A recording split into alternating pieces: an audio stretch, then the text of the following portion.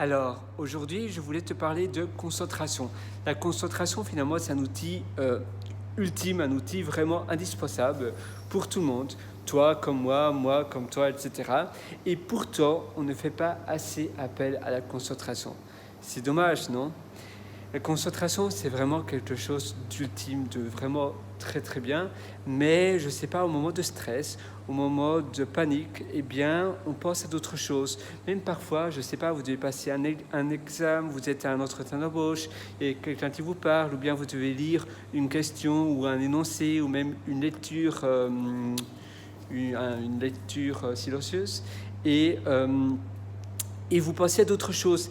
Il y a des pensées qui viennent et qui partent de votre tête, et vous n'êtes pas en fait dans le travail présent, vous êtes ailleurs. Souvent c'est lié au stress, mais parfois c'est tout simplement lié à un manque de concentration, euh, qui est d'ailleurs souvent lié au stress, mais ça se travaille heureusement, et finalement c'est une mauvaise habitude que vous allez reproduire de plus en plus. C'est-à-dire qu'au plus vous allez avoir des pensées qui viennent et qui vont de votre tête durant n'importe quel moment, conversation, énoncé, etc., et bien au plus souvent ça va se reproduire.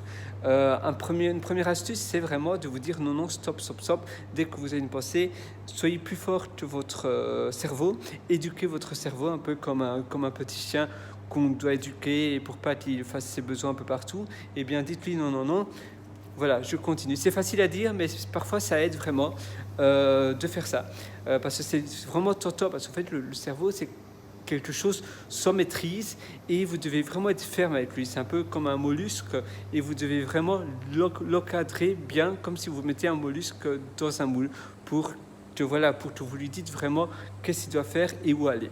C'est ultra important. Vous pouvez aussi pratiquer de la méditation, bien évidemment, ça peut aider, mais je sais qu'il y a des personnes qui n'aiment pas la méditation, mais finalement, méditation, c'est pas vraiment, vous ne devez pas pratiquer la méditation telle qu'elle, mais vous pouvez simplement pratiquer des moments de tranquillité, c'est-à-dire des moments où vous pensez vraiment, où vous focalisez toute votre attention sur vous, ou bien sur un bruit. Ici, je ne sais pas si vous entendez, mais il y a un frigo qui est devant moi et qui fait un peu de bruit, ce frigo-là, et il fait un peu de bruit, et voilà, vous pouvez concentrer votre concentration là-dessus, ou bien sur votre respiration, sur vos poumons, sur le gonflement et le dégonflement de votre ventre quand vous respirez par le ventre, etc., de votre thorax, comme ceci. Et c'est vraiment très très très utile, et ça aide vraiment. Si vous le faites tous les jours, ça aidera, finalement ça aidera à votre cerveau à être plus concentré dans n'importe quel moment, parce que au plus vous travaillez votre cerveau à ne pas penser à n'importe quoi, au plus ça sera simple qu'il ne pensera pas à n'importe quoi. C'est un peu comme le sport en réalité. Donc voilà, je vous conseille de faire ça. Vous pouvez aussi tout simplement essayer de vraiment... Souvent, en fait, les pensées qui viennent et qui sortent, c'est souvent qu'on n'est pas assez impliqué dans quelque chose. Par exemple, si vous avez une conversation passionnante avec quelqu'un, en général, vous n'allez pas avoir des pensées comme ça qui vont et qui viennent. C'est souvent quand vous êtes stressé, quand vous êtes... intimidé devant une personne, etc. Et donc vous cherchez des conversations futures pour lui dire, pour éviter les blancs, mais à cause de cela, vous n'écoutez pas ce que la personne vous dit au moment même, etc., etc. Donc ça, c'est quelque chose aussi de très important pour augmenter votre concentration. Parce que sinon, c'est dommage de ne pas être concentré au même moment. Et finalement, enfin, pour terminer, c'est être smart. Ça veut dire il y a toujours une solution. Parfois, on est un peu immobilisé, on ne sait pas trop aller, on ne sait pas trop où aller, et au lieu de vraiment se dire oui, il faut faire comme ça, finalement, on fait un peu à sa sauce. Et malheureusement, faire à sa sauce, ça ne fonctionne pas toujours. Même si moi, personnellement, j'adore tout faire à ma sauce, mais non, parfois, il faut simplement suivre des règles bien précises.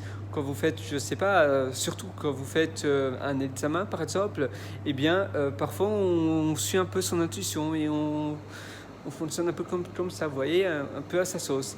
Et malheureusement, parfois ça fonctionne, mais parfois il faut être logique et il faut retomber sur terre et finalement se dire mais pourquoi je n'arrive pas à faire cela?